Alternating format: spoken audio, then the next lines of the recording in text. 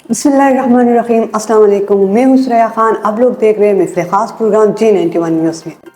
Israel सरजमीन पर तारीख में पहली मर्तबा किए जाने वाले ईरानी हमले के बाद बनने वाले मंजरनामे पर कुछ मुबस्सिरीन का कहना है कि इस मामले में हार जीत किसी की नहीं हुई, लेकिन ये दावा ईरान के हक में हुआ है।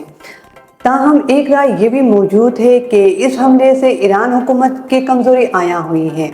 ईरान ने इसराइल पर इस हमले को अपनी कामयाबी करार दिया है, लेकिन लंदन में वाक़ई सेंटर फॉर अरब स्टडीज में मुल्लविस ईरानी मुहक्किक नूर अली ज़रा का कहना है कि इसराइल पर इस हमले से ईरान को कोई फ़ायदा नहीं हुआ।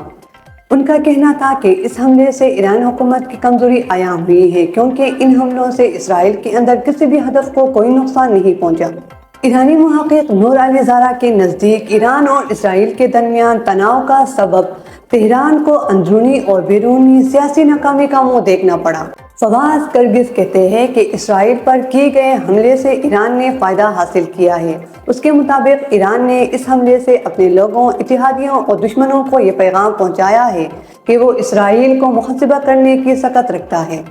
फवाद गिरगिस का कहना है कि हालिया दौर में इसराइल का ईरान के खिलाफ करने वाले कार्रवाई का मकसद ये बावर करवाना था कि ईरान एक कमज़ोर मुल्क है, इसमें इसराइल के खिलाफ लड़ने की हिम्मत नहीं। इसके मुताबिक ईरान ने हालिया हमले से इस तसव्वुर को यकसा ज़ाय कर दिया है।